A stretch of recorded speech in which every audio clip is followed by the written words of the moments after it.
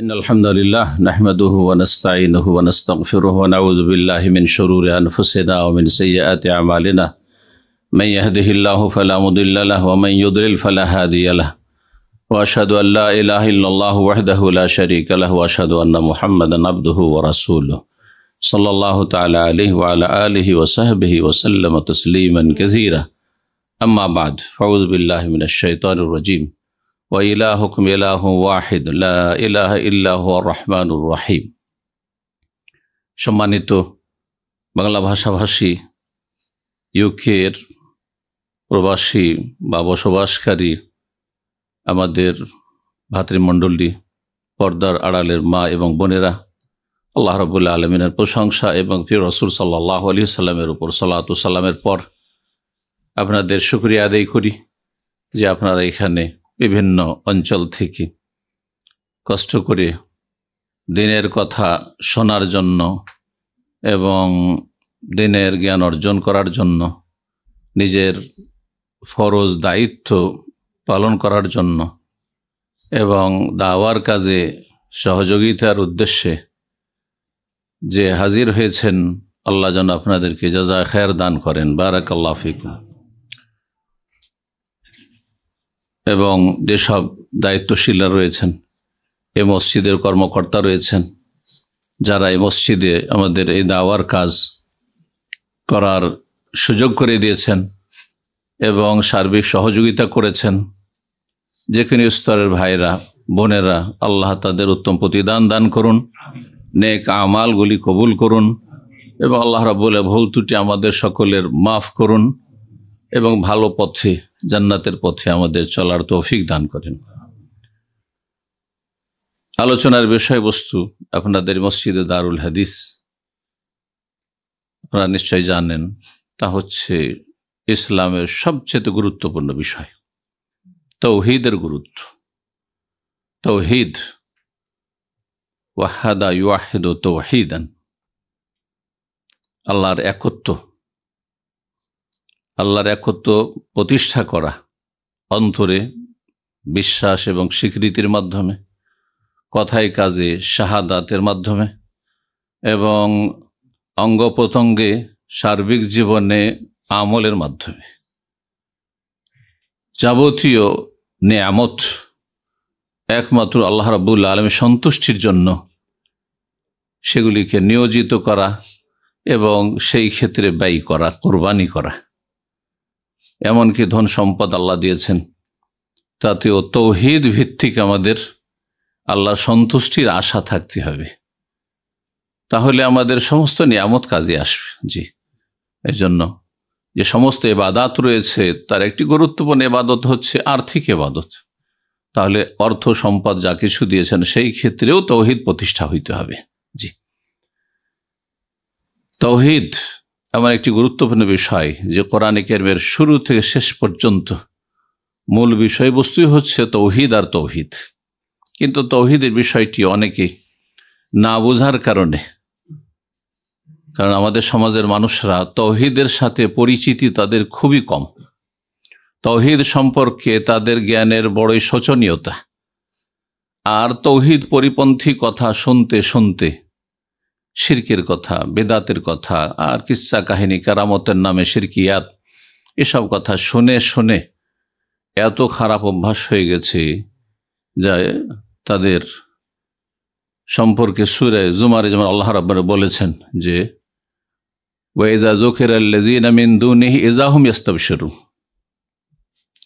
আল্লাহ ছাড়া অন্যের কথা যদি বয়ান করা হয়, বড় বড় কিসসা কাহিনী বয়ান করা হচ্ছে যেগুলি সরাসরি ইসলাম পরিপন্থী, তাতে বড়ই খুশি, সুবহানাল্লাহ পড়তে আছে, বলছে সুবহানাল্লাহ, কিন্তু আলোচনা চলছে গায়রুল্লাহর। জি, সুবহানাল্লাহর অর্থও বুঝে না, আল্লাহ পাক পবিত্র। তাহলে শিরক থেকে সুবহানাহু ওয়া তাআলা আম্মা ইউশরিকুন, শিরক থেকে পাক পবিত্র ঘোষণা করলেন না, তো কি সুবহানাল্লাহ পড়ছেন? এদিকে শিরকি কিসসা কাহিনী শোনানো হচ্ছে আর আপনি সুবহানাল্লাহ পাঠ করছেন দিনের জ্ঞান না থাকার কারণে। দিনের মাসলা মাসাইলের মেলা জ্ঞান আছে, কিছু ভুল আছে, কিছু সহিও আছে, কিন্তু আছে। উযু সম্পর্কেও জ্ঞান আছে, সালাত সম্পর্কেও জ্ঞান আছে, হ্যাঁ, ভুল সহির সাথে মেশানো, আর অন্যান্য ইবাদত বন্দেগী, হালাল হারাম, এগুলোর যথেষ্ট জ্ঞান আছে আমাদের বাংলা ভাষী মুসলিম সমাজের।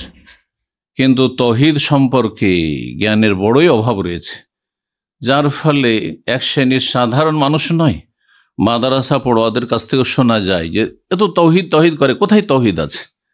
সুবহানাল্লাহ। তারা কোরআনে কারীম বুঝেও না, বোঝারও চেষ্টা করে না।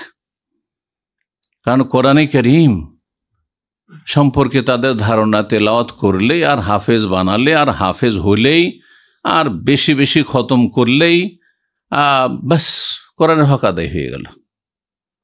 অথচ সূরাতুল ফাতিহা থেকে সূরা নাস পর্যন্ত তাওহীদের বিভিন্ন দিক রয়েছে। তাতে আল্লাহর একত্ব, সার্বিক দিক থেকে একত্বের কথায় আলোচনা করা হয়েছে।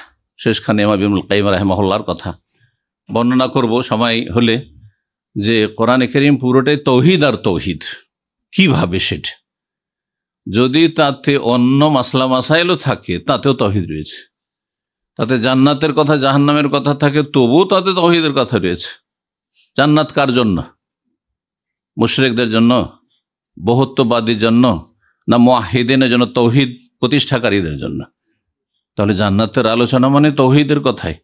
তৌহিদ ঠিক থাকলে জান্নাত, আর তৌহিদে ভেজাল থাকলে জাহান্নাম। জি, সমস্ত ইবাদত আছে, সমস্ত ভালো কাজ আছে।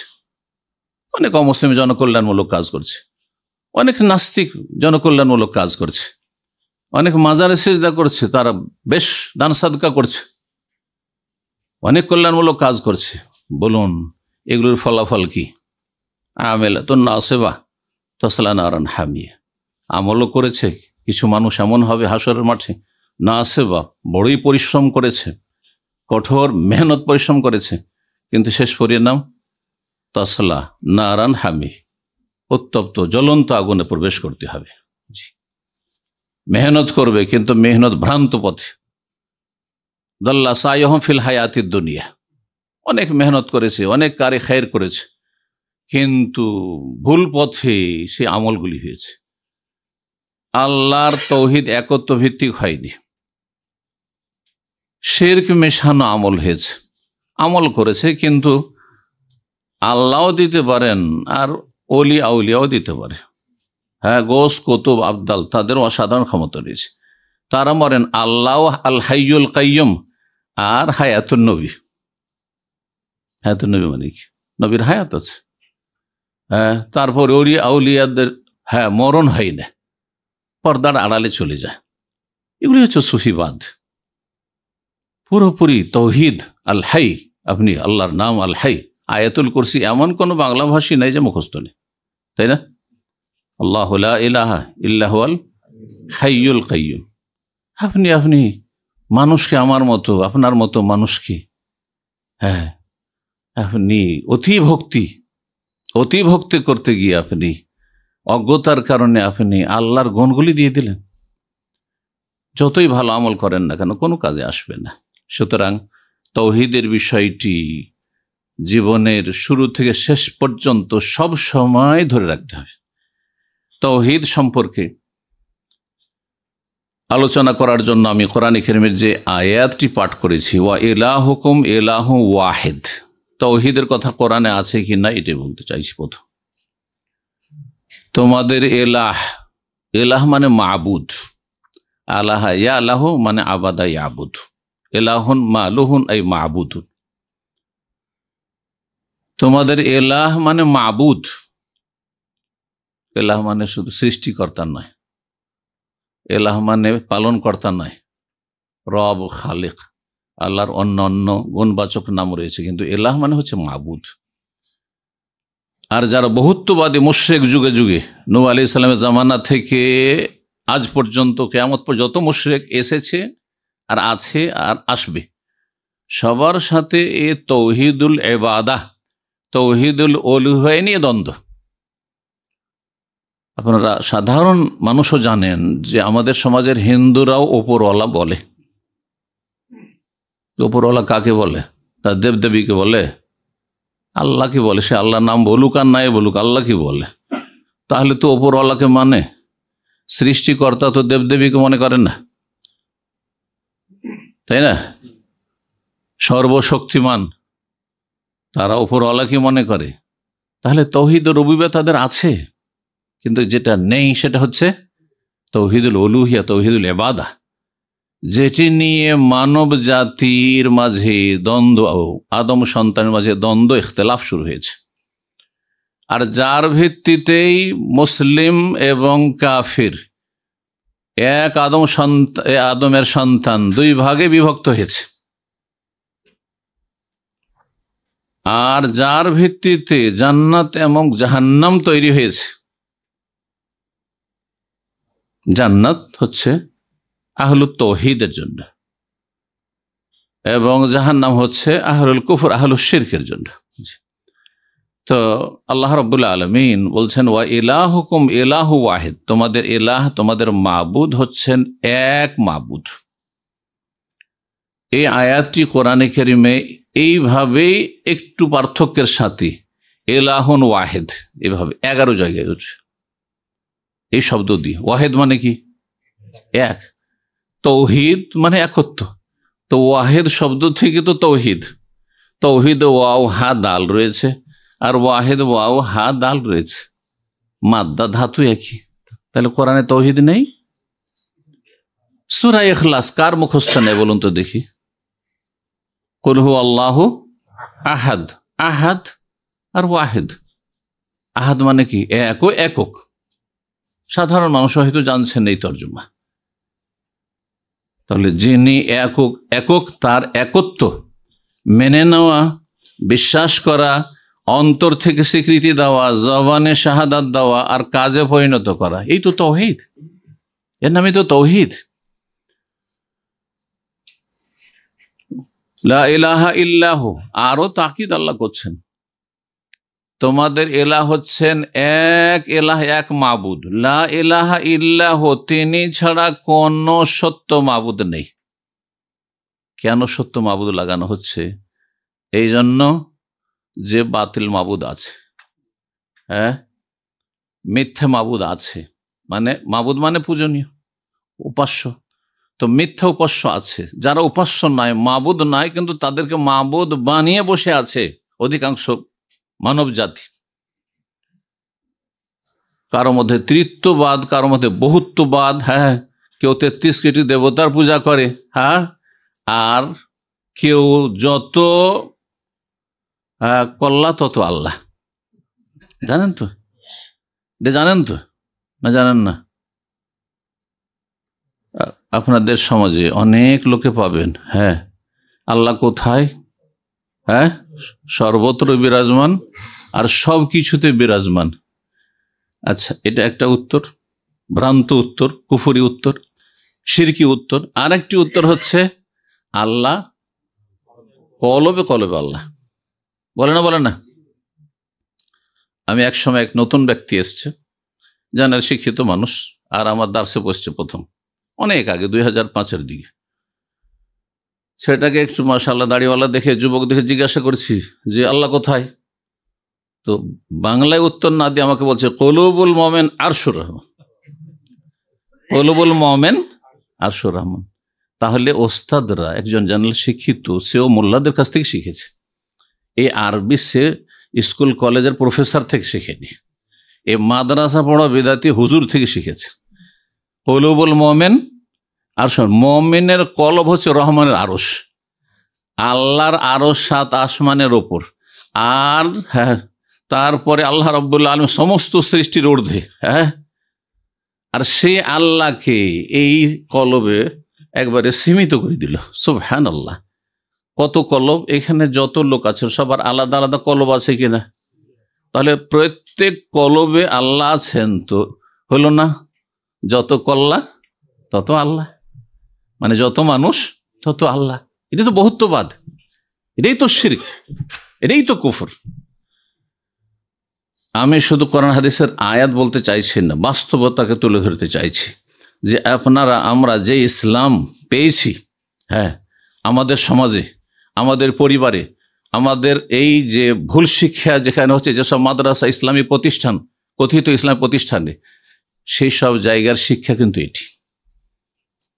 এই ভ্রান্ত শিক্ষা নিয়ে বড় হয়েছেন, তো এই শিক্ষার উপরই যদি থেকে যান আর ইসলাম যদি চর্চা না করেন, আর যেইভাবে ইসলাম নাজিল হয়েছে সে বুঝার যদি চেষ্টা না করেন, যেভাবে রাসূলুল্লাহ সাল্লাল্লাহু আলাইহি ওয়াসাল্লাম দ্বীন ইসলামের কথা পৌঁছে দিয়েছেন সেইভাবে যদি ইসলামকে আপনি স্টাডি না করেন, এবং রাসূলুল্লাহ সাহাবায়ে কেরামকে যে ইসলামের উপর ছেড়ে গেছেন সেই ইসলাম যদি হাসিল না করতে পারেন, আর ওই আপনার প্রচলিত ইসলামের ওপর থেকে যান, তাহলে আপনার আমার কি মুক্তি হবে?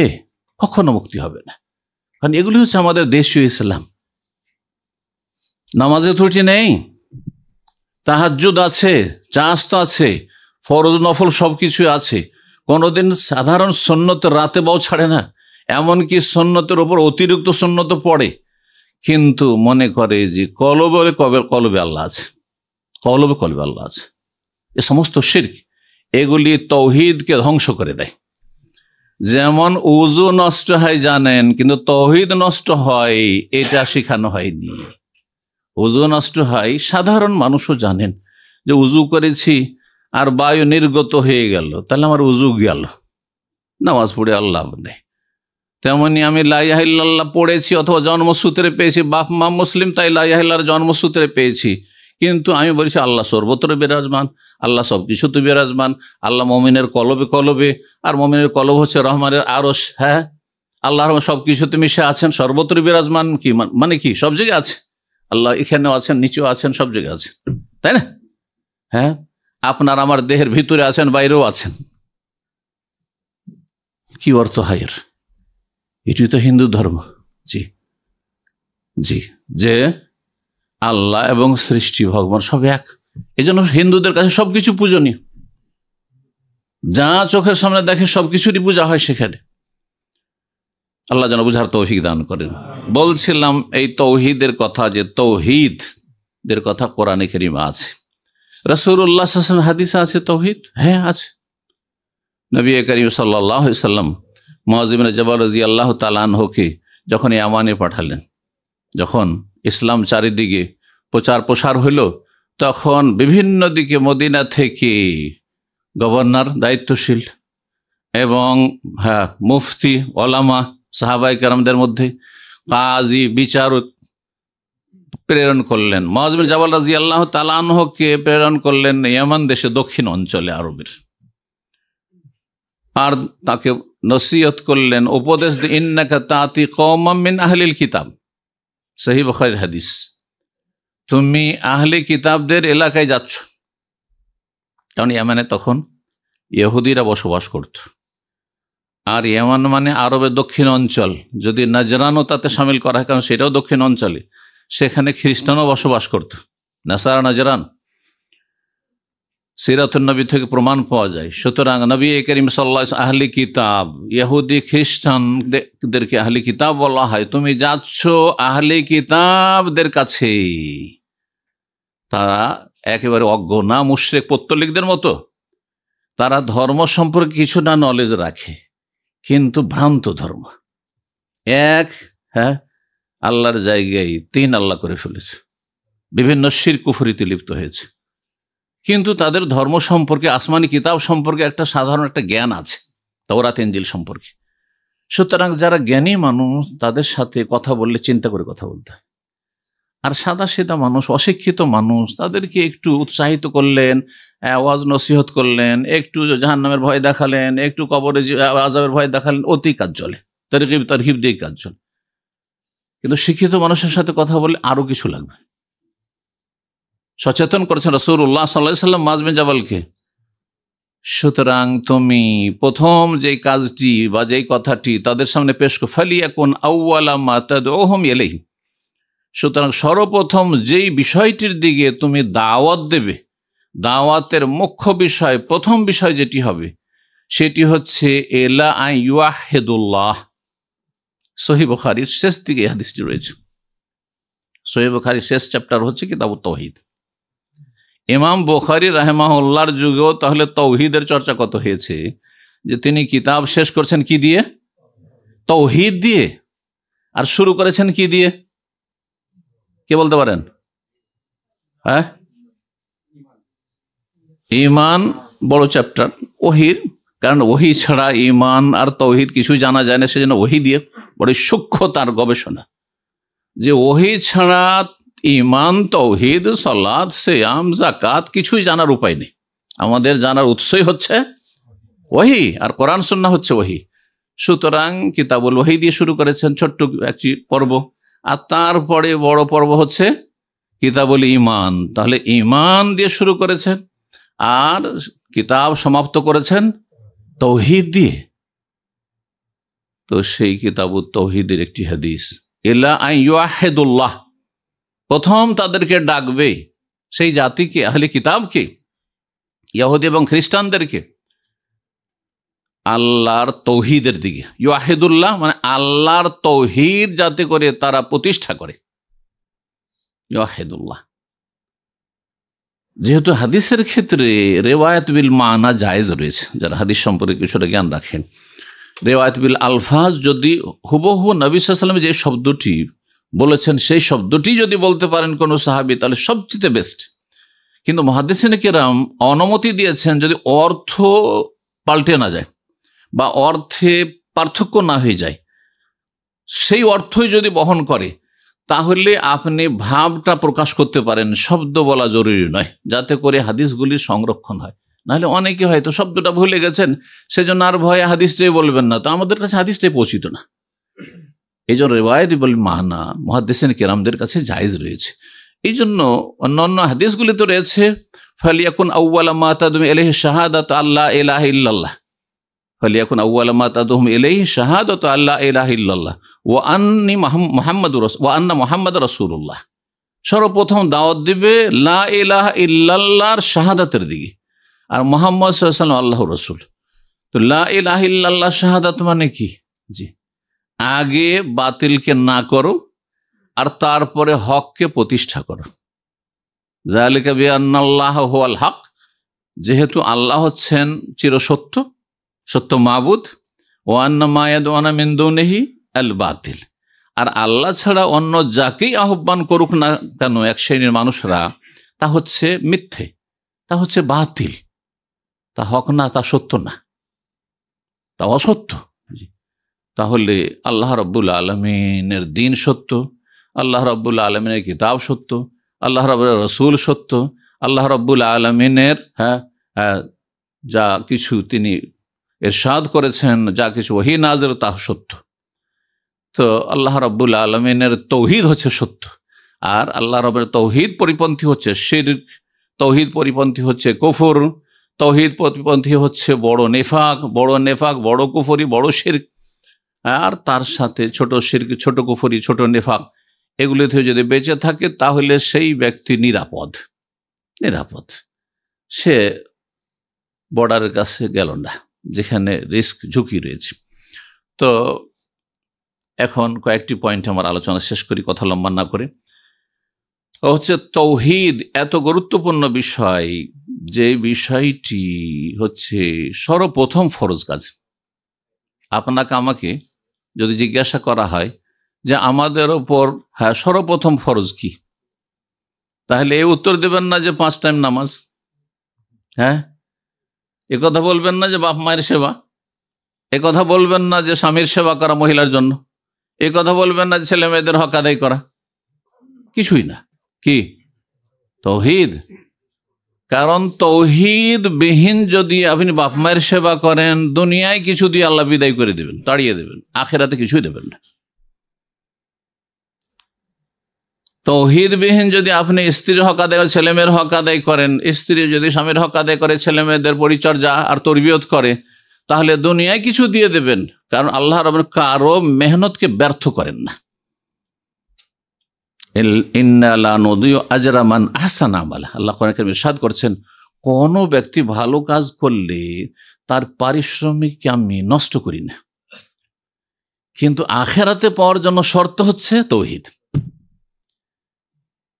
আর তৌহিদ যেহেতু নেই, ভালো কিছু কাজ করেছে, সুতরাং দুনিয়ায় দিয়ে বিদায়, এই ফর্মুলা মনে রাখবেন। সুতরাং অমুসলিমরা যেসব ভালো কাজ করছে অথবা মুসলিম সমাজে যেসব শিরকি কুফরি বা নাস্তিকতা নিয়ে কিছু জনকল্যাণমূলক কাজ করছে, ভালো নেক কাজ করছে, মানুষের উপকার করছে, মানুষকে উদ্ধার করছে, ইত্যাদি ইত্যাদি সাহায্য সহযোগিতা করছে, তাদেরকে দুনিয়া আল্লাহ দিয়ে দিয়েছেন। দুনিয়ার নেতৃত্ব, দুনিয়ার ধন সম্পদ, দুনিয়ার খ্যাতি, আর দুনিয়ার সুস্থতা, আর দুনিয়ার আরো কিছু, এইগুলো দিয়ে বিদায়। আপনি শুধু দুনিয়ায় 50-60 বছরই যদি চান, তাহলে এই শিরক বেদাতের জীবন যাপন করেন, কিন্তু আখেরাতে কিছুই পাবেন না। আখেরাতে যদি পেতে হয় তাহলে তৌহিদ আপনার বহাল থাকতে হবে। দেখেন, তৌহিদের আরেকটি গুরুত্বপূর্ণ দিক যে 5 ওয়াক্ত সালাত ফরজ, তাই না? দিনে রাতে 24 ঘন্টায় 5 টাইম সালাত ফরজ, বাকি টাইম ফরজ না। কিন্তু ফায়দা কজিয়াতুস সালাতু ফান্তাশিরু ফিল আরদ, নামাজ শেষ হয়ে গেছে, সালাত শেষ হয়ে যায়, মসজিদে বেরিয়ে গিয়ে দুনিয়ার কাজ করেন, আল্লাহ রুজি তলাশ করেন। কিন্তু ওখানে গিয়ে আল্লাহকে ভুলে গিয়ে পাপে ডুবে যায় না। ওয়াজকুরুল্লাহ কাসীরা, আল্লাহকে স্মরণ করতে থাকবে। তাহলে সেখানে কর্মক্ষেত্রে গিয়ে রুজি রোজগার করতে গিয়ে দুনিয়ার কাজে গিয়ে আবার সেখানে পাপ হবে না। পাপ মুক্ত জীবনযাপন সব জায়গায় করতে হবে। তো বলছিলাম যে 5 ওয়াক্ত সালাত দিনে 5 বার, রমজান মাসের সিয়াম বছরে 1 মাস, জাকাতের যে সিস্টেম রয়েছে, যদি টাকা পয়সা ধন সম্পদ যেগুলো আপনার এর স্বর্ণ চাঁদি ইত্যাদি, তাহলে বাৎসরিক। আর যদি ওই খাবার দাবার খাদ্যদ্রব্য হয় তাহলে অসুর, যখন যখন ফসল উঠবে, তাই না? তাহলে সব সময় নয়। কিন্তু তৌহিদ সম্পর্কে কোনোদিন চিন্তা করেছেন? লা ইলাহা ইল্লাল্লাহ যদি 1 মুহূর্তের জন্য, 1 সেকেন্ডের জন্য তৌহিদ শূন্য হয়ে যায় আপনার অন্তর, তাহলে সেই সময়টা আপনার নাম কি? মুশরিক, তাই না? তৌহিদ নেই মানে আপনি সেই সময় মুশরিক। ওই সময় মালাকুল মউত চলে আসলো। এই 1 মুহূর্তে, 1 সেকেন্ডের জন্য যখন আপনি তৌহিদ সম্পর্কে সন্দিহান, অথবা তৌহিদ অবিশ্বাসী, অথবা তৌহিদের জায়গায় শিরকি আকীদা আপনার 1 সেকেন্ডের জন্য শুধু চলে আসলো যে আল্লাহর ওলিরাও হতে পারে, দিতে পারে, আল্লাহ না করে।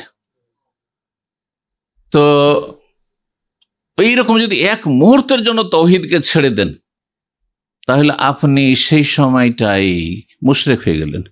যদি ফিরে আসা নসিব না হয়, যদি আপনি তওবা করে ফিরে না আসতে পারেন, এই অবস্থায় মারা যান, তাহলে আপনি শুধু জাহান্নামী না স্থায়ী জাহান্নামী? স্থায়ী জাহান্নামী। কারণ শিরক নিয়ে আল্লাহর সামনে হাজির হলে সমস্ত আমল দুনিয়ার ধ্বংস হয়ে যাবে, আখেরাতে কিছুই পাবেন না। রব্বুল আলামিন কোরআনে কারিমে 2টি আয়াতে এই কথা বলেছেন, সূরা জুমার এবং সূরা আনআমে। আশা করি বুঝতে পারছেন, তাই না? তাহলে কত গুরুত্বপূর্ণ তৌহিদের বিষয়টি, যে সব সময় যতক্ষণ আপনি জেগে আছেন, যতক্ষণ আপনি হুঁশে আছেন, বেহুশ হননি আর ঘুমন্ত না, যে এখন আপনি এখন ঘুমিয়ে আছেন সুতরাং কলম উঠিয়ে নেওয়া হয়েছে, এরকম নয়। জেগে আছেন, জাগ্রত আছেন, আর আবার আপনার বিবেক ঠিক আছে, তাহলে সব সময় আপনার অন্তরে তৌহিদ প্রতিষ্ঠিত থাকতে হবে এবং তৌহিদ মোতাবেক আপনার জীবনযাপন হইতে হবে। তৌহিদের কথা বলছিলাম যে তৌহিদ হচ্ছে সর্বপ্রথম ফরজ কাজ। দ্বিতীয় যে কথাটি বলবো সেটি হচ্ছে তৌহিদ হচ্ছে সবচেয়ে বড় ফরজ কাজ। প্রথম ফরজ শুনলেন, আর সবচেয়ে বড় ফরজ।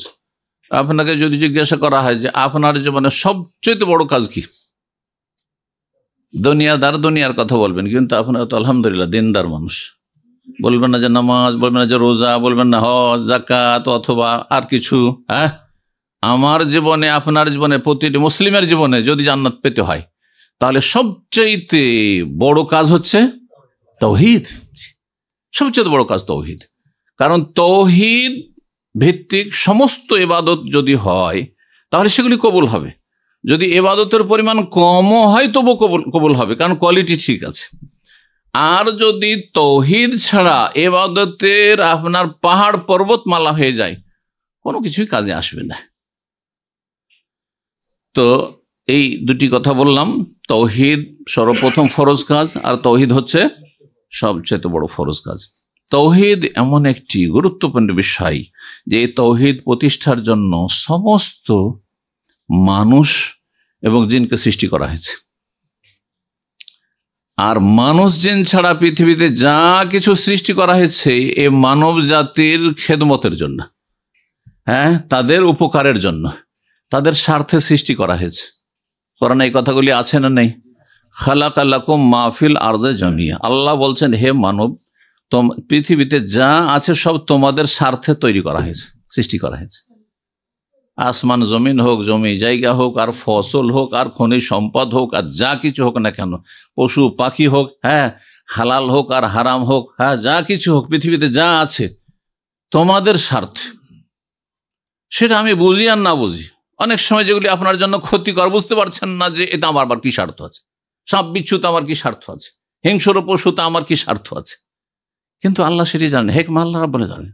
খালাকাল্লাকুম মাহফিল আরদে জামিয়া, যা কিছু পৃথিবীর সৃষ্টি করা হয়েছে তা হে মানব জাতি তোমাদের কল্যাণের জন্য, তোমাদের স্বার্থে সৃষ্টি করা হয়েছে। আর মানব জাতিকে আল্লাহ বলছেন সূরা যার, ওমা খালাকতুল জিন্না ওয়াল ইনসা ইল্লা লিয়াবুদুন, আমি মানুষ এবং জিনকে সৃষ্টি করেছি, শুধু সৃষ্টি করেছি ইতিবাচক, কথাটি বুঝুন। যদি আগে না করে তারপরে হ্যাঁ করেন তাহলে তাতে বিষয়টির গুরুত্ব তাকিদ আরো বেশি বেড়ে যায়। যদি বলি যে কেউ ভালো নেই, শুধুমাত্র এই লোক, তার মানে বিষয়টি কত গুরুত্বপূর্ণ, এই লোকের ভালো হওয়াটি কত গুরুত্বপূর্ণ, যে এত খারাপ যে কেউ ভালো নয়, একমাত্র এই। ঠিক এই ভঙ্গিমাতে রব্বুল আলামিন ইরশাদ করেছেন, ওমা খালাকতুল জিন্না ওয়াল ইনস, আমি জিন মানুষকে সৃষ্টি করিনি একমাত্র ইল্লা, কিসের জন্য? লিয়াবুদুন, আমার ইবাদতের জন্য, আমার ইবাদতের জন্য। ইবাদত কাকে বলে? ইবাদত মানে এই নয় যে 5 ওয়াক্ত সালাত পড়লেন আর তারপরে মোনাজাতের সময় ইয়া গাউস মাদাদ বললেন, এটা ইবাদত হলো না শিরক হলো? শিরকের সংমিশ্রণ হয়ে গেল, তাহলে সেটি আর ইবাদত থাকলো না। যেই ব্যক্তি সালাত পড়ে আল্লাহর জন্য, নামাজ পড়ে কার জন্য? নামাজের সেজদা আল্লাহকে করে, আর মাজারের সেজদা ওই বাবাকে করে, বুঝছেন না? যখন হালকা মুসিবত থাকে তখন আল্লাহর কাছে দোয়া করে, আর যত বেশি মুসিবত বেড়ে যায়, বিপদ আপদ বেড়ে যায়, তত বেশি গিয়ে মাজারে ধর্ণা দেয়, সেখানে গেলে রোগ ভালো হবে, বালা মুসিবত দূর হবে। প্রথম দিকে আল্লাহর কাছেই সন্তান চাই বিবাহ করার পরে, হ্যাঁ, যে আল্লাহ দেবেন, রব্বানা হাবলানা মিন আজওয়াজিনা রব্বি হাবলি মিনাস সালিহিন পড়ে, হ্যাঁ, যারা শিরকি আকীদা তারাও পড়ে, প্রথম দিকে পড়ে। কিন্তু দেখা গেল 10 বছর হয়ে যাচ্ছে, বিবাহ শাদী 15 বছর হয়ে যাচ্ছে, ছেলে মেয়ে হচ্ছে না, তখন কি করে? মাজারে চলে যায়, যে এখন আল্লাহ দিলেন না বা দিতে পারবেন না, কে দিতে পারবে? আল্লাহ যার রূহ কবজ করে নিয়েছেন, হ্যাঁ, আল্লাহ যাকে সৃষ্টি করেছিলেন, কিছুদিনের জন্য দুনিয়া এসেছিল, যে নিজেও কবরে নামতে পারেনি, হ্যাঁ, নিজে গোসল করতে পারেনি, নিজে তার কাফনের কাপড়টা পরতে পারেনি, হ্যাঁ, এতটা ক্ষমতা ছিল না। তার মৃতদেহে যদি মাছিটা বসে, মাছিটা তাড়াবার তার ক্ষমতা ছিল না, সে নাকি দিতে পারবে? নাউযুবিল্লাহ। চিন্তা করুন তো দেখি, যত মুশকিল বেশি হয় তত বেশি গায়রুল্লাহর শরণাপন্ন হয়, আল্লাহ ছাড়া অন্যের কাছে যায়। এটা হচ্ছে মুশরিকদের জঘন্য দিকে কিছু, যেজন শাইখুল ইসলাম আহমদ আব্দুল্লাহ রাহিমাহুল্লাহ তুলনা করেছেন মুসলিম সমাজের যারা শিরককারী তাদেরকে জাহেলি যুগের মক্কার কাফের মুশরিকদের সাথে, এবং তিনি বলেছেন যে মক্কার কাফের, হ্যাঁ, মুশরিকদের শিরক চাইতে জঘন্য শিরক হচ্ছে মুসলিম সমাজের মাজার পূজার শিরক। 2 দিক থেকে তিনি বলেছেন, 2 দিক থেকে। কারো জানা আছে? একটি দিক এটি বললাম, সেটা হচ্ছে হালকা মুসিবত থাকলে আল্লাহকে ডাকে, আর মুসিবত বেশি বাড়লে, হ্যাঁ, তখন আল্লাহ ছাড়া অন্যকে ডাকে। এটা একটা জঘন্য দিক। এটা কারা করে? হ্যাঁ, এই মুসলিম সমাজের যারা মাজারপন্থী মুশরিক, যারা বহুত্ববাদী, যারা পক্ষান্তরে মক্কার কাফেররা কি করতো? কোরআনে স্পষ্ট করা হয়েছে, যখন হালকা মুসিবত থাকতো, হ্যাঁ, তখন তারা দেবদেবীকে ডাকতো। এর উল্টো, হ্যাঁ, কি করতো? দেবদেবীকে ডাকতো, লাত উজ্জা মানাত হোবাল এগুলোকে ডাকতো। কিন্তু ফাইজা রাকিবুল ফিল ফুলক, যখন তারা পানি জাহাজে চাপতো আর দেখলো যে এমন ঝড় তুফান উঠেছে যে আর বাঁচবো না, আর আমাদের এই সব দেবী রক্ষা করতে পারবে না, আল্লাহ বলছেন দাউল্লাহ মুখলিসিন আলাহুদ্দিন, তখন এক আল্লাহকে ডাকতো তারা, দাউল্লাহ আল্লাহকে ডাকতো মুখলিসিন খুলুসিয়াতের সাথে, নির্ভেজাল করে আল্লাহর জন্য আনুগত্যকে, দিনকে আল্লাহর জন্য নিখুঁত নির্ভেজাল করে দিত।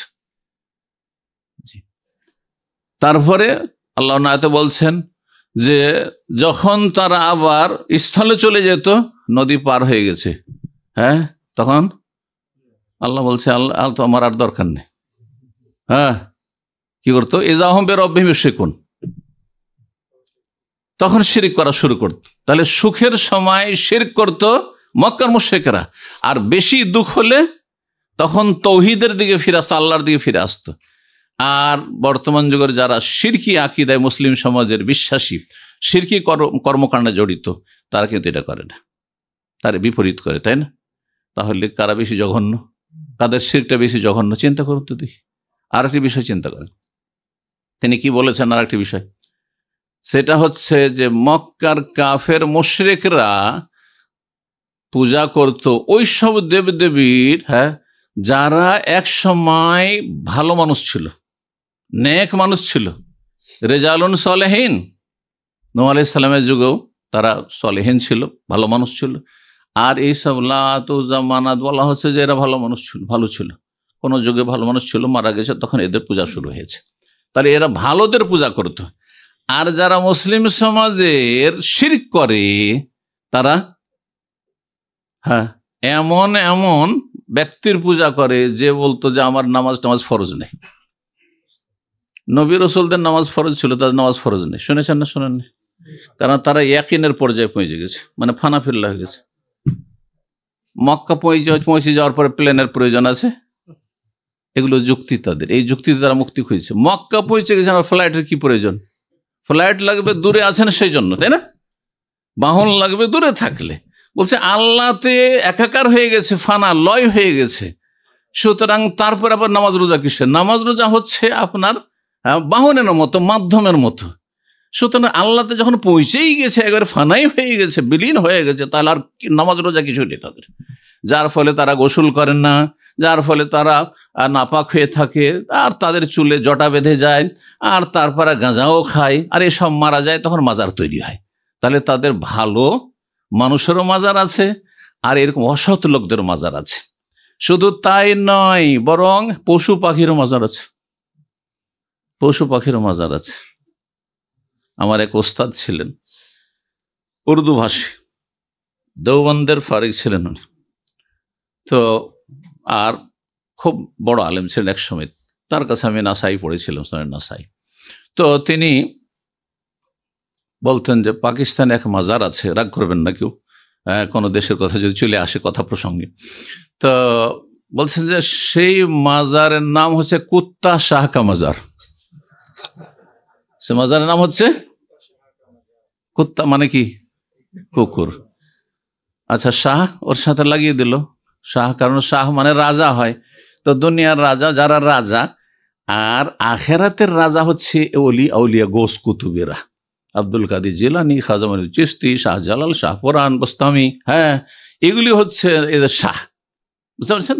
জি, এই জন্য তো শাহজালাল, শাহপুরান, ওর তো রাজা ছিল না, তো শাহ নাম কোথেকে আসলো? হ্যাঁ, শাহ তো হচ্ছেন, হ্যাঁ, আপনার শাহ আলমগীর, হ্যাঁ, বাবর, হ্যাঁ, আকবর, এগুলো হচ্ছে শাহ। শাহ মানে রাজা, বাদশাহ। তো যাই হোক, ফার্সি শব্দ। কি বলছেন? কুত্তা শাহ কা মাজার। রহস্য কি? বলছে যে একজন পীরে কামেল ছিলেন, উনি মারা গেলেন, ওনার তো মাজার হইল, কিন্তু সে একটা কুকুরকে খুব ভালোবাসত। হ্যাঁ, কুকুরকে খুব ভালোবাসত। একটা মুসলিম কুকুরকে ভালোবাসতে পারে? চিন্তা করুন তো দেখি। সাধারণ মুসলিম যদি বলে কুকুরকে ভালোবাসে, তাহলে তার ইমানে ভেজাল আছে, ইমানে ভেজাল আছে। যেখানে কুকুর বাড়িতে যদি রাখেন আর সে ট্রেন কুকুর না হয়, তাহলে হাদিস আপনাদের জানা আছে, প্রতিদিন কত করে দুই কিরাতের হাদিস আছে, এক কিরাত আছে, কুকুর যদি কাউকে কষ্ট দেয়, ঘেউ ঘেউ করে, দুই কিরাত করে নেকি মাইনাস হবে। আর যদি কুকুর কাউকে কষ্ট না দেয়, অপরিচিত লোক না দেখে, আর তারপরেও পুষছেন আপনি, সেই কষ্টও দিচ্ছে না, পুষছেন আপনি, আর সেই কুকুর প্রশিক্ষণ প্রাপ্ত নয়, এক কিরাত করে নেকি কমবে। তাহলে একজন মুসলিম কি করে কুকুরকে ভালোবাসতে পারে, আপনার কুকুর পুষতে পারে? হ্যাঁ, ইসলাম পরিপন্থী বিষয়টি। যাই হোক, সে নাকি কুকুরকে ভালোবাসত আর ওলিয়ে কামেল ছিল। আর তারপরে যখন এই কুকুরটা মারা গেল, তারও মাজার তৈরি হলো, তারও, কারণ ধর্ম ব্যবসা, বিনা পুঁজির ব্যবসা, এতে পুঁজি ইনভেস্ট করতে হয় না। তো মাজার তৈরি হলো। এখন শুধু কুত্তার মাজার যদি বলে, তো কেউ তো আসবে না মাজারে। হ্যাঁ, ওরসে আসবে না, হ্যাঁ, মেলা জমজমাট হবে না, টাকা পয়সা কেউ দেবে না, হ্যাঁ, নজরানা দেবে না। তখন তার সাথে লাগিয়ে দিল কি, শাহ লাগিয়ে দিল, কুত্তা শাহ কা মাজার। জি হ্যাঁ, আল্লাহ হেফাজত করুন। তো আল্লাহ রাব্বুল আলামিন বলছিলাম যে মানুষকে এবং জিনকে তৌহিদ প্রতিষ্ঠার জন্য কি করেছেন, সৃষ্টি করেছেন। লিয়াবুদুন মানে লিওয়াহিদুন, তাফসীরের কিতাবাদিতে রয়েছে লিয়াবুদুন মানে লিওয়াহিদুন, আল্লাহর তৌহিদ ভিত্তিক ইবাদত করার জন্য আল্লাহ সৃষ্টি করেছেন। এই জন্য নয় যে আপনি নামাজের সেজদা আল্লাহকে করলেন আর মাজারে গিয়ে সেজদা করছেন। এই জন্য নয় যে আপনি ফাসাল্লি লিরাব্বিকা ওয়ানহার, রবের জন্য নামাজটা পড়লেন, কিন্তু যখন ওরসে গিয়ে খাসি মোরগ জবাই করছেন, তখন আল্লাহ ছাড়া বাবার সন্তুষ্টি বিধানে করছেন, আপনি সেই সন্তুষ্টির জন্য করছেন। তাহলে তো আপনি ডিভাইড করে দিলেন। অথচ সূরা কাউসারের তফসিরও যদি আপনি সামান্য বুঝতেন, ফাসাল্লি লিরাব্বিকা ওয়ানহার, এর তফসির হচ্ছে ফাসাল্লি লিরাব্বিকা ওয়ানহার লিরাব্বিকা, মানে তুমি রবের জন্য যেমন নামাজ পড়ো, তেমনি রবের জন্য জবাই করতে হবে। শুধু কুরবানির জবাই নয়, যে কোনো জবাই কার জন্য করতে হবে? আল্লাহর নামে বিসমিল্লাহ বলে করতে হবে, বিসমিল্লাহ আল্লাহু আকবার, এবং আল্লাহর সন্তুষ্টির জন্য করতে হবে, অন্যের সান্নিধ্যের জন্য, অন্যের কুরবাত হাসিলের জন্য, কাছাকাছি হওয়ার জন্য জবাই করেন। যে আমি মাজারে জবাই করছি এই জন্য যে বাবা খুশি হয়ে যাবেন, তাহলে আপনি মুশরিক হয়ে পড়লেন, মুশরিক হয়ে গেলেন। তাওহীদ এমন একটি গুরুত্বপূর্ণ বিষয়, যেটি আল্লাহর হক, ন্যায্য অধিকার। আল্লাহর হক যদি কাউকে দিয়ে দেন, তাহলে আপনি সেটাই করলেন। যেমন কোনো নারী যদি স্বামীর হক অন্য কাউকে দিয়ে দেয়, ঠিক না? কোনো মনিব, চাকর, ওয়ার্কার, কাজ করে কারো প্রতিষ্ঠানে, বেতন সেখান থেকে নেই, আর কাজ করে অন্য প্রতিষ্ঠানে, সে কত বড় খেয়ানত করলো, চিন্তা করুন তো দেখি। আপনি রবের পক্ষ থেকে হায়াত পেয়েছেন, রব আপনাকে সৃষ্টি করেছেন, রব আপনাকে বড় করেছেন, রব আপনাকে আপনার ভিতরে বাইরে দিগন্তে সমস্ত নিয়ামত আল্লাহ দিয়েছেন, ওমা বিকুম মিন নি'মাতিন ফামিন আল্লাহ, আর আপনি আল্লাহর সমস্ত কিছু ভোগ করে আপনি কি করছেন? আপনার মনিব, আপনার মালিক রবকে বাদ দিয়ে অন্যের সামনে আপনি কি করছেন? ইবাদত বন্দেগী পেশ করছেন। আপনি আল্লাহ রাব্বুল আলামিনের হক একমাত্র হচ্ছে তৌহিদ। আল্লাহর হক যদি তৌহিদ প্রতিষ্ঠা করেন, তাহলে কি পাবেন? এ মর্মে মুআয বিন জাবাল রাদিয়াল্লাহু তাআলা আনহুর হাদিস রয়েছে সহিহ বুখারী মুসলিমে।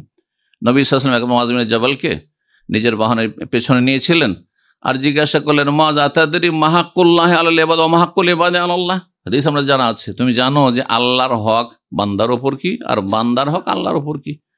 তখন তিনি যেহেতু সঠিক উত্তর কি হবে জানেন না, বলেন আল্লাহ ওয়া রাসূলুহু আ'লাম, আল্লাহ বেশি জানেন। কারণ হতে পারে যে কোনো নতুন কথা বলবেন নবী সাল্লাল্লাহু আলাইহি ওয়াসাল্লাম, এমন কোন কথা বলেন যেটা হয়তো আমার এমনি অনুমান ভিত্তিক কথা বলা ঠিক হবে না। এই জন্য দিন সম্পর্কে আইডিয়া অনুমান করে কথা বলা জায়েজ নয়।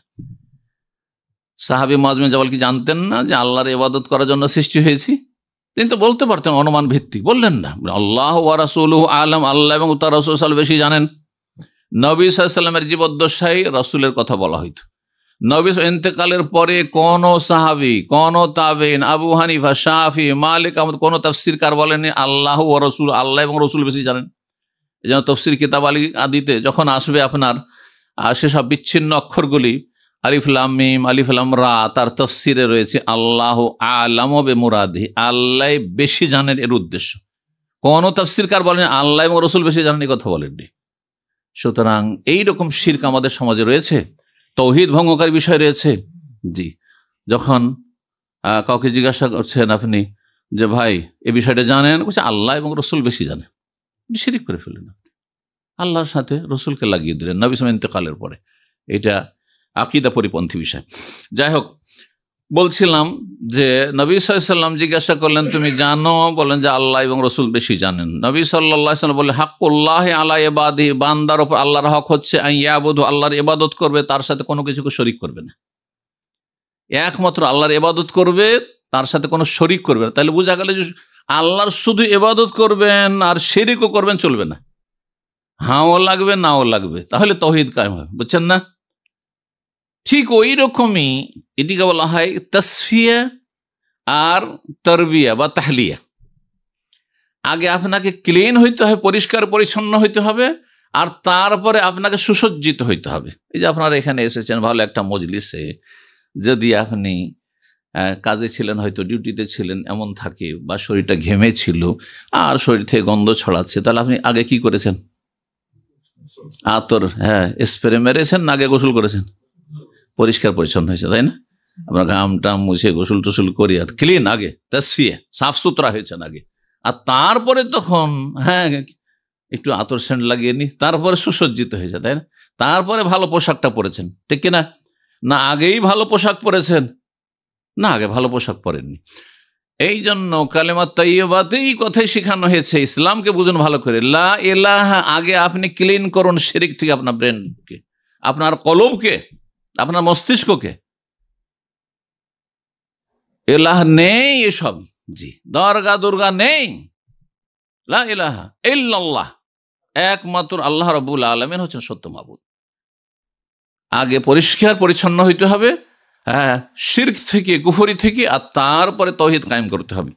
তো নবী সাল্লাল্লাহু আলাইহি ওয়াসাল্লাম এজন্য দুটি কথা বললেন, আইয়াবুদুহু ওয়া লা ইউশরিকু বিহি শাইআ, আল্লাহর ইবাদত করবে, তার সাথে কোনো কিছুকে শরীক করবে না। যদি এই হক আদায় করে বান্দা, ইবাদত বন্দেগী করবে, আবার এমন হইলে হবে না যে আমি মাজারেও যাই না, এসব বিশ্বাসও করি না, আমি এই পীর তন্ত্রও বিশ্বাস করি না, আর আমি নামাজও পড়ি না।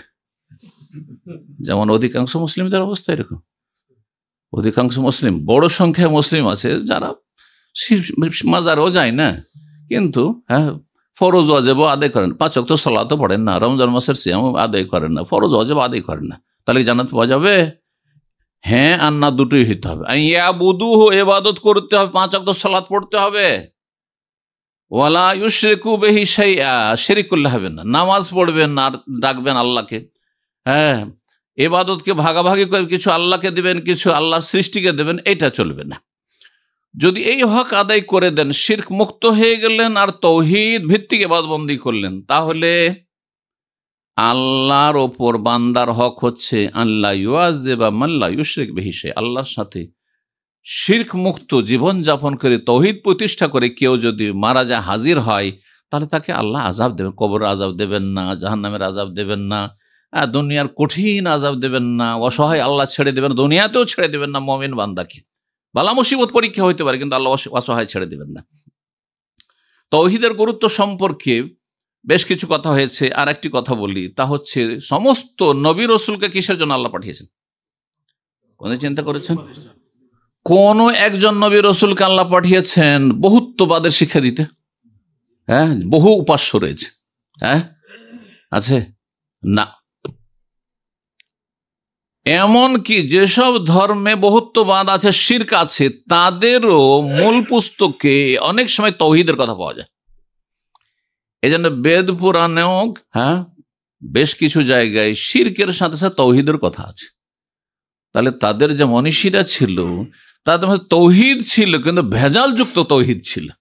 তাওহীদের ধারণা ছিল তাদেরও, কিন্তু ভেজালযুক্ত তাওহীদ ছিল। যেমন আমাদের মুসলিম সমাজে যারা মাজার ভিত্তিক ইবাদত বন্দি করে, মাজারে গিয়ে সেজদা করে, তারাও তাওহীদের কথা কিছু বলে, কিন্তু তাওহীদ মানে আপনি মূর্তি পূজা করিয়েন না, কিন্তু মাজারে সেজদা করেন, একই কাজ করেন, মাজারে করেন, কিন্তু মূর্তির সামনে করবেন না, এটাই তাদের তাওহীদ।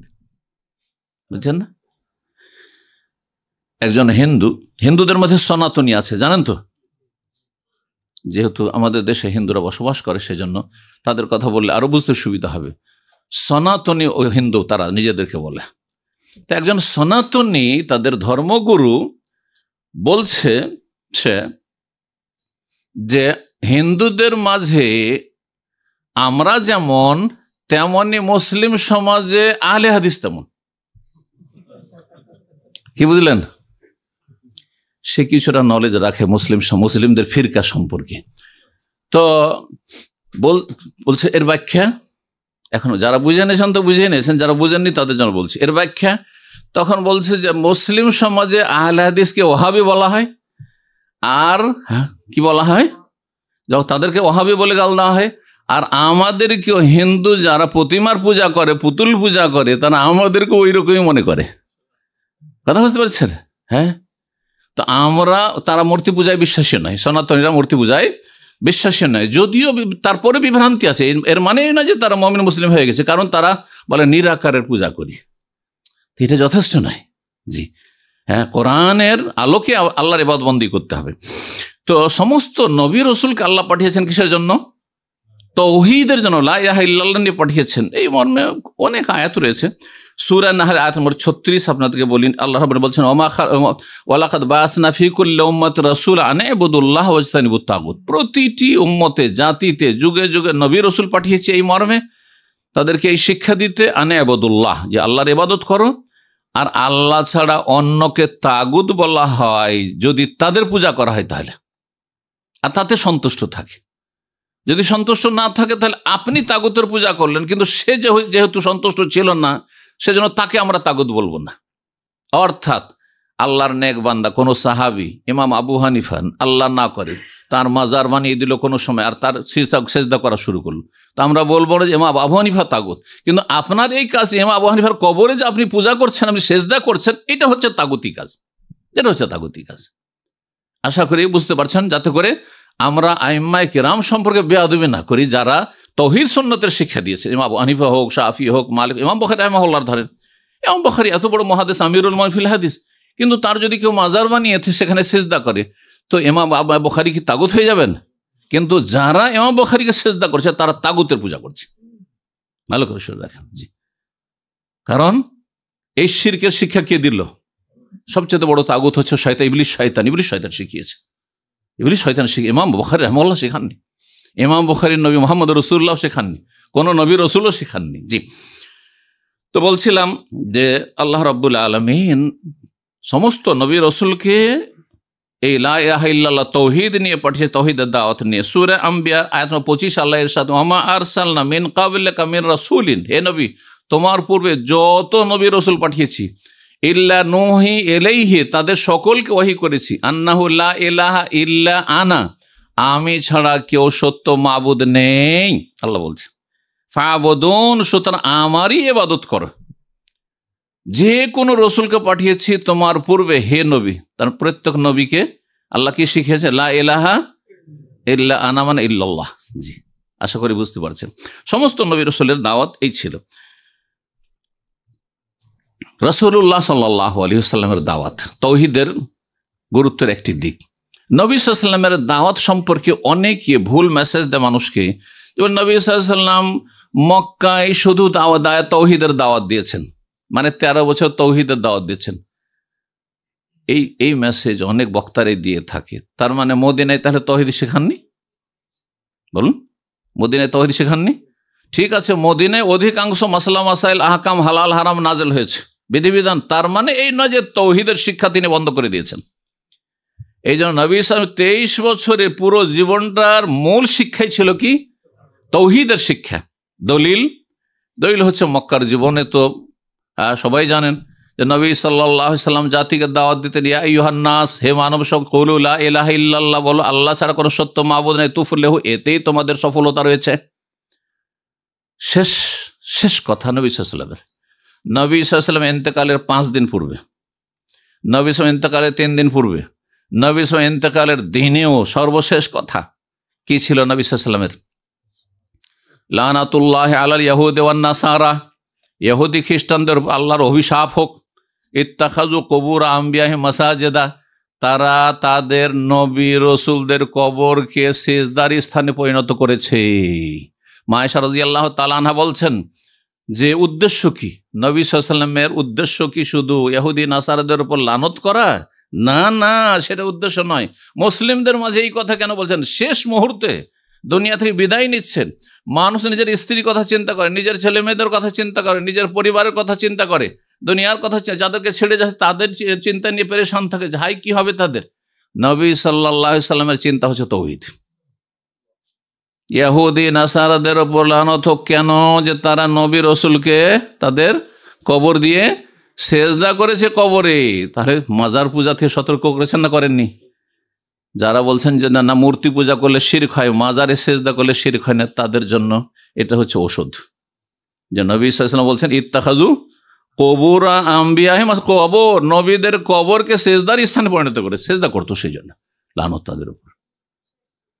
মা আয়েশা বলছেন ইউহাযযিরু মা সানাউ, নবীর উদ্দেশ্য ছিল ইহুদি নাসারাদের এইসব অপকর্ম থেকে সতর্ক সাবধান করা, তাদের শিরকি কর্মকাণ্ড থেকে মুসলিম জাতিকে সতর্ক সাবধান করা। তারা নবীদেরকে সেজদা করেছে, নবীদের কবরকে সেজদা করেছে, তোমরা নবীদের কবরকে সেজদা করিও না, তোমরা জিলানির কবরকে সেজদা করিও না, তোমরা চিশতির কবরকে সেজদা করিও না, তোমরা শাহপুরানে সেজদা করিও, তোমরা 88তে সেজদা করিও না। হ্যাঁ জি, ইউহাযযিরু মা সানাউ, সতর্ক সাবধান করছিলেন। তার নবী সাল্লাল্লাহু আলাইহি ওয়াসাল্লামের শুরু থেকে শেষ পর্যন্ত বলে দিল, শুরুতে এবং শেষ পর্যন্ত নবী করিম সাল্লাল্লাহু আলাইহি ওয়াসাল্লাম যেখানে দেখেছেন তৌহিদে একটু ঘাটতি, মদিনার জীবনে বিয়ের দিনে কিছু নাবালিকা মেয়েরা একটু গীত গাইছে, বিয়েতে গীত গায়, যেমন নাবালিকা হলে কোনো অসুবিধা নেই, আর যদি সাবালিকা হয় তাহলে তাদের সাউন্ড যেন বেগানা পুরুষদের পর্যন্ত না পৌঁছে। তো যাই হোক, নাবালিকা মেয়েরা জওয়ারি তারা কিছু গীত গাইছে, আর তাতে আনন্দ ফুর্তি করতে গিয়ে বলছে রফিনা নবিয়ুন ইয়ালামু মা ফি গাদিন, আমাদের মাঝে একজন এমন নবী আছেন, অবস্থান করছেন, যিনি কালকের খবর জানেন। বলে ফেলেছে, কচি কাঁচা মেয়েরা জানে না তারা তৌহিদ সম্পর্কে, তারা অতি ভক্তিতেই কথা বলে ফেলেছে। নবী সাল্লাল্লাহু আলাইহি ওয়াসাল্লাম স্বীকৃতি দিলেন, যেমন আমাদের সমাজে অনেক নবী আলমুল গায়ব, নবী হাজির নাজির, বলে না, স্বীকৃতি দিলেন। সাথে সাথে বলছেন দাই হাজেহি, এই যে ইয়ালামু মা ফি গাদিন, এই লাইনটা বাদ দাও, ওয়াকুলি আল্লাতি তাকুলিন, আর আগের যে কথাগুলি বলছিলে সেগুলি বলতে পারো। বুঝছেন না? একজন ব্যক্তি এসে বলছে মাশা আল্লাহ ওয়াশা আর মুহাম্মদ, আল্লাহ যাচান এবং নবী যাচান। তখন নবী সাল্লাল্লাহু আলাইহি ওয়াসাল্লাম কি বলছেন? সুবহানাল্লাহ, কি করলে তুমি? আজআলতানি লিল্লাহি নিদ্দান, আমাকে আল্লাহ শরীক বানিয়ে দিলে, আল্লাহ সমকক্ষ সমতুল্য বানিয়ে দিলে, আল্লাহর সাথে মিলিয়ে বললে। অথচ সীমিত আকারে প্রত্যেক মানুষের কিছু চাওয়া পাওয়ার ক্ষমতা আছে না নেই? আপনি চাইলে এখন এখান থেকে বেরিয়ে যেতে পারেন না? হ্যাঁ, আপনি চাইলে এখন যে কোনো কিছু যতটা আপনার গায়ে ক্ষমতা করতে পারেন না? আপনি চাইলে আপনি কিছু দান খায়রাত করতে পারেন না? মানুষের উপকার করতে পারেন না? তারপর রাসূলুল্লাহ সাল্লাল্লাহু আলাইহি ওয়াসাল্লাম বললেন যে একক চাওয়ার মালিক যেহেতু আল্লাহ, সেজন্য বললেন কুল মাশা আল্লাহ ওয়াহদা, বলো একা আল্লাহ যা চান তাই পৃথিবীতে হয়, নবীর কথা বলবে না। এ হচ্ছে তৌহিদ এবং তৌহিদের সংরক্ষণ। তো তৌহিদ এমন একটি গুরুত্বপূর্ণ বিষয় যে তৌহিদ ছাড়া কোনো আমল কবুল হয় না। আমল কবুলের কয়টি শর্ত আশা করি জানা আছে? কয়টি? 2টি শর্ত। এক হচ্ছে এক আল্লাহর জন্য হইতে হবে। যদি একটু ভেজাল থাকে, আমি সবসময় আল্লাহকে ডাকি কিন্তু আমি মাঝে মধ্যে বড় পীরকে ডাকি, মাঝে মধ্যে কখনো ডাকি, আল্লাহ সবকিছু দিতে পারেন কিন্তু আল্লাহর কাছ থেকে বড় পীরের নীতি নিয়ে দিতে পারে, ওলিয়া কামেল নিয়ে দিতে পারে, তাহলে হ্যাঁ আমল শেষ। প্রথম আমল কবুলের শর্ত হচ্ছে আল্লাহর একত্ব, তৌহিদ ভিত্তিক, ইখলাসের সাথে নিখুঁত নির্ভেজাল ইবাদত বন্দেগী, শিরক মুক্ত ইবাদত হইতে হবে, এক আল্লাহর জন্য হইতে হবে। দ্বিতীয় শর্ত হচ্ছে ইত্তেবা, নবীকে ফলো করা, অনুসরণ করা। এইটি আমি সহজ ভাষায়, আজকে 27 বছর আমার দাম্মাম হচ্ছে, আমি প্রথম থেকে সাধারণ মানুষকে যেহেতু শিক্ষা দিতে হয়, সকল স্তরের মানুষরা থাকে, সবাই মোটা মানে সূক্ষ্ম কথা অনেক সময় বুঝবে না, সেই জন্য বলি যে সহজ ভাষায় এক আল্লাহর জন্য ইবাদত করতে হবে, এক রসুলের তরিকা ইবাদত করতে হবে। ইবাদত হবে একমাত্র আল্লাহর, আর তরিকা হবে একমাত্র রসুল্লাহর, ব্যাস। আর কোনো তরিকা না, আমার তরিকা চলবে না। আমার তরিকার পিছনে দলিল না থাকে, আমার কথার এক পয়সা মূল্য নেই, কোনো মূল্য নেই। এটি হচ্ছে ইসলাম। দলিল যদি থাকে তাহলে আপনার কথার মূল্য আছে, যে আপনি আল্লাহর কথা বলেছেন বা রসুলের কথা বলেছেন, সেজন্য সেটি আর আপনার কথা থাকছে না, সেটি স্বয়ং আল্লাহর কথা বা রাসূলুল্লাহ সাল্লাল্লাহু আলাইহি ওয়াসাল্লামের কথা। সুতরাং ইবাদত একমাত্র আল্লাহর জন্য হবে, এটি হচ্ছে তৌহিদ। ইবাদত একমাত্র রাসূলুল্লাহর তরিকায় হবে, এটি হচ্ছে সুন্নাহ। তৌহিদ সুন্নাহ ভিত্তিক ইবাদত হলে কবুল হবে। আর যদি শিরক বিদআতের সংমিশ্রণ থাকে, সেই ইবাদতগুলি প্রত্যাখ্যাত হয়ে যাবে। আল্লাহ রাব্বুল বুঝার তৌফিক দান করেন। কবরে জিজ্ঞাসা করা হবে, কোন জায়গায় কোন দলিল পাবেন যে তুমি আব্দুল কাদের জিলানীকে চেনো কিনা, বড় পীরকে চেনো কিনা? হ্যাঁ, তোমাদের 360 আউলিয়া বলা হয় না, 360 আউলিয়ার দেশ, চেনো কিনা জিজ্ঞাসা করা হবে? কোথাও আছে? কি জিজ্ঞাসা করা হবে? 3টি প্রশ্ন করা হবে। কি সম্পর্কে? হ্যাঁ, আল্লাহ সম্পর্কে, তৌহিদ, রসুল সম্পর্কে, রিসালাত, আর দ্বীন সম্পর্কে। জি, এই 3টি হচ্ছে ইসলামের মূলনীতি। আল্লাহ সম্পর্কে জ্ঞান অর্জন করা সবচেয়ে বড় ফরজ কাজ, কারণ আগে জ্ঞান তারপর আমল, আগে এলেম তারপরে আমল। আল্লাহর দ্বীন সম্পর্কে জ্ঞান অর্জন করা, আল্লাহ রাসূল সাল্লাল্লাহু আলাইহি ওয়াসাল্লাম সম্পর্কে জ্ঞান অর্জন করা। শাইখুল ইসলাম আব্দুল্লাহ রাহিমাহুল্লাহর একটি কিতাব, ছোট্ট পুস্তক, এগুলি তৌহিদের কিন্তু অত্যন্ত গুরুত্বপূর্ণ। আল উসুল সালাসা বা সালাসাতুল উসুল, 3টি মূলনীতি। এই 3টি মূলনীতি সম্পর্কে জিজ্ঞাসা করা হবে। যদি এতে পাশ করে নেন, তার মানে আপনি মুওয়াহহিদ মুসলিম, আপনি আপনার ঈমান ইসলামকে রক্ষা করেছেন, তাহলে আপনার মুক্তি রয়েছে। আল্লাহ বুঝার তৌফিক দান করেন। সর্বশেষ যে বিষয়টি আমি বলতে চেয়েছিলাম, প্রথমে ইমাম ইবনুল কাইয়িম রাহিমাহুল্লাহর কথা। তিনি বলেছেন, আমি শুরুতে বলেছিলাম, কারণ মনে আছে যে কোরআনে কারিমের শুরু থেকে শেষ পর্যন্ত পুরোটাই হচ্ছে তৌহিদ আর তৌহিদ, পুরোটাই হচ্ছে তৌহিদ। অথচ আপনারা জানেন তো কোরআনে কারিমে সালাতের কথা রয়েছে, কোরআনে কারিমে হারামের কথা, সুদের কথা রয়েছে, জুয়ার কথা রয়েছে, মদের কথা রয়েছে, জেনা ব্যভিচার কথা রয়েছে, খুনের কথা রয়েছে, হালাল হারাম সবই রয়েছে, তাই না? জি। কিন্তু কোরআনে কারিমের শুরু থেকে শেষ পর্যন্ত পুরোটাই তৌহিদ আর তৌহিদ, তার কথা।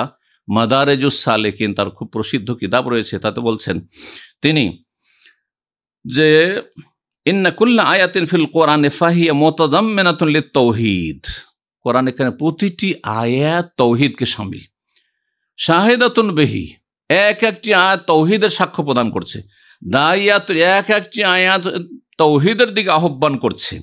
ফাইনাল কোরআনা, তারপরে তিনি বিস্তারিত বলছেন, কোরআন ইম্মা খাবরুন আনিল্লাহি ওয়া আসমাই ওয়া সিফাতি ওয়া আফআলি। কোরআনে কারিম হয় আল্লাহর নাম, আল্লাহর সত্তা সম্পর্কে, আল্লাহর নাম সম্পর্কে, আল্লাহর গুণাবলী সম্পর্কে, আল্লাহ রাব্বুল আলামিন কাজ সম্পর্কে বলা হয়েছে, আছে না? আল্লাহ এই করেন, এই করেন, এই করেন, হ্যাঁ, আল্লাহর এই নাম রয়েছে, আল্লাহর এই নাম রয়েছে, আল্লাহর এই গুণ রয়েছে, কোরআনে কারিমে আছে, এগুলি রয়েছে। ফাহুয়া তাওহীদুল ইলমি আল খাবরি, এটি হচ্ছে তাওহীদ ইলমি আল খাবরি। ওয়াইম্মা দাওয়াতুন ইলা ইবাদাতিহি ওয়াহদাহু লা শারীকা, অথবা কোরআনে কারিমে আল্লাহর ইবাদত বন্দেগীর দিকে আহ্বান রয়েছে। এখানে একটি কথা সাথে মনে পড়লো, লাগিয়ে নি। কোরআনে কারিম যারা তাফসীর সহ পড়ছেন কিছুটা, তাদের একটু সজাগ করার জন্য কোরআনে কারিমের শুরুতে সূরা বাকারা শুরু করেন। দেখবেন যে আল্লাহ রাব্বুল আলামিন মানব জাতিকে 3 শ্রেণীতে এখানে ভাগ করে 3 শ্রেণীর কথা বর্ণনা করেছেন।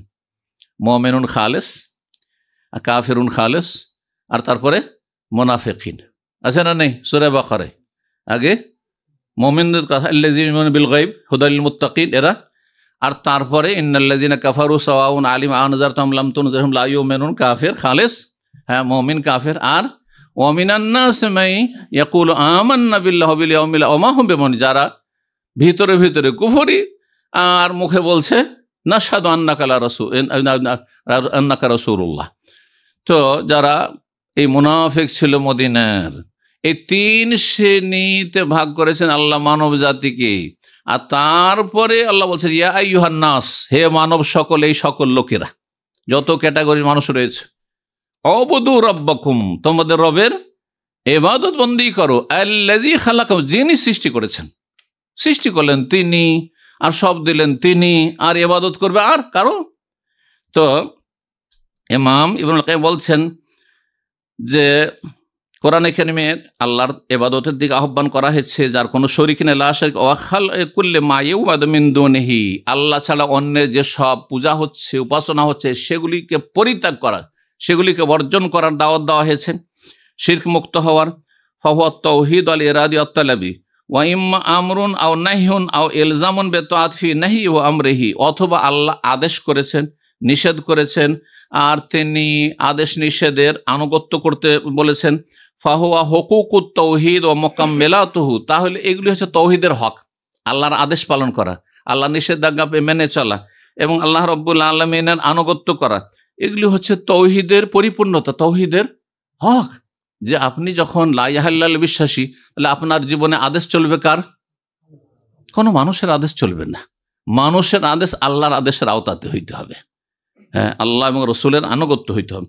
ওয়াইম্মা খাবরুন আন কারামাতিল্লাহি লিআহলি তাওহীদ ওয়া তাআতিহি, অথবা আল্লাহ যে সম্মানিত করেন, হ্যাঁ, তৌহিদ প্রতিষ্ঠাকারী মুমিন মুসলিমদের এবং যারা আল্লাহর আনুগত্যকারী তাদেরকে, তাদের কথা রয়েছে, মানে মুমিনদের কথা বলা হয়েছে, জান্নাত, তাদের জন্য জান্নাত রয়েছে। হ্যাঁ, তাদের জন্য আল্লাহর পক্ষ থেকে সুসংবাদ রয়েছে, ফালা খাউফুন আলাইহিম ওয়া লা হুম ইয়াহজানুন রয়েছে। বলছেন যে ওমা ফয়লা বিহি ফিদ দুনিয়া ওমা ইউকরাহুম বিহি ফিল আখিরাহ, দুনিয়াতে আল্লাহ নবী রসুলকে সম্মানিত করেছেন, বিজয়ী করেছেন, এবং আখিরাতে তাদেরকে আল্লাহ সম্মানিত করেন। ফাহুয়া জাযাউ তাওহীদিহি, কিসের বিনিময়? তৌহিদের প্রতিদান বিনিময়। ওয়া ইম্মা খাবরুন আন আহলি শিরক, অথবা কোরআনে কারিমে যারা মুশরিক বহুত্ববাদী তাদের কথা রয়েছে, ফেরাউনের কথা রয়েছে, কারুনের কথা রয়েছে, নূহ আলাইহিস সালামের যুগের মুশরিক বহুত্ববাদীদের কথা রয়েছে, নবী সাল্লাল্লাহু আলাইহি ওয়াসাল্লাম জামানা মুশরিক কাফির আবু লাহাবের কথা রয়েছে, আর কুফারদের কথা রয়েছে, ইত্যাদি ইত্যাদি। ওমা ফুইলাম ফিদ দুনিয়া মিনান নাকালি, আর দুনিয়াতে যে শাস্তি দেওয়া হয়েছে তাদেরকে, সেসব কথাবার্তা রয়েছে। আদ সামুদের কথা রয়েছে, তাই না? লূত আলাইহিস সালামের জাতির কথা রয়েছে, কেন তাদেরকে ধ্বংস করা হয়েছে। জি, তাদের সবচেয়ে বড় পাপ ছিল শিরকের পাপ, কুফরির পাপ ছিল। আর তারপর অন্যান্য পাপ যখন যোগ হয়েছে, তখন তাদের শাস্তিও আরো বৃদ্ধি পেয়েছে। ওমা ইয়াহুল্লু বিহিম ফিল উকবা মিনাল আযাব, আর যারা কাফের কুফরের অবস্থায়, শিরকের অবস্থায় মারা গেছে, তাদের যে পরিণাম হবে ভয়াবহ আখিরাতে, সেসব কথা কোরআনে কারিমে আল্লাহ বর্ণনা করেছেন, যে খালিদিনা ফিহা আবাদা, সেই জাহান্নামে চিরকাল তারা বসবাস করবে, এসব কথাবার্তা বর্ণনা করা হয়েছে। ফাহুয়া খাবরুন আম্মান খারাজা আন হুকমিত তাওহীদ, যারা তৌহিদের বিধান থেকে যারা বেরিয়ে গেছে তাদের সম্পর্কে আল্লাহ সংবাদ দিয়েছেন যে কাফেরদের এই দুর্দশা হবে আর মুমিনদেরকে এভাবে সম্মানিত করা হবে। তারপরে শেষখানে বলছেন ফাল কোরআন কুল্লুহু ফি তাওহীদ, তাহলে কোরআন পুরোটাই হচ্ছে তৌহিদ আর তৌহিদ। ও হুকুকুহু ওয়া জাযাহু, আল্লাহর হক, এই তৌহিদের হক এবং আল্লাহ তৌহিদের যা যা জাযা, তৌহিদের প্রতিদান। অফি শানি শিরকি ওয়া আহলি ওয়া জাযাহিম, শিরকের কথা বর্ণনা করা হয়েছে এবং যারা মুশরিক তাদের কথা বর্ণনা করা হয়েছে এবং তাদের শাস্তির কথা বর্ণনা করা হয়েছে। মাদারিজুস সালিকিন 3য় খণ্ড 450 পৃষ্ঠা। ইমাম ইবনে তাইমিয়া রাহিমাহুল্লাহ বলছেন যে মানব জীবনের সবচেয়ে বড় আনন্দ হচ্ছে আল্লাহর ভালোবাসায়, যে আল্লাহকে ভালোবাসবে, এই আল্লাহর মতো করে কাউকে ভালোবাসবে না। আর মুশরিকরা কাকে ভালোবাসে?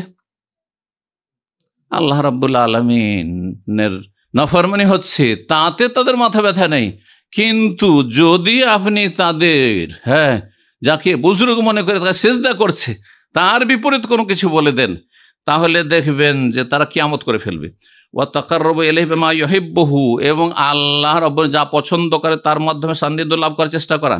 ওয়ালা তাতিম্মু মাহাব্বাতুল্লাহ ইল্লা বিল ইরাদ আন কুল্লি মাহবুবিন সিওয়াহু, আর আল্লাহ রাব্বুল আলামিনের মহব্বত তখনই পরিপূর্ণতা লাভ করবে যখন আল্লাহ ছাড়া অন্য সমস্ত কিছু থেকে আপনি মুখ ফিরিয়ে নিয়ে এক আল্লাহ অভিমুখী হবেন।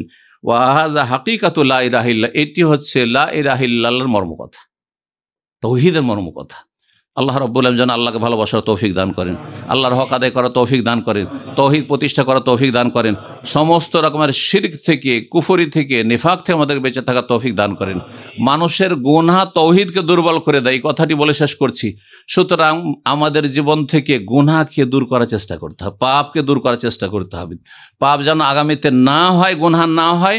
আর যেই গুনাহ হয়ে গেছে অথবা অনিচ্ছাকৃত হয়ে যাচ্ছে বা হয়েই গেল হঠাৎ করে, তাহলে সাথে সাথে তওবা ইস্তেগফারের মাধ্যমে সেই গুনাহকে মুছে ফেলতে হবে, যাতে আমাদের তৌহিদ যেন, তৌহিদ দুর্বল না হয়ে যায়।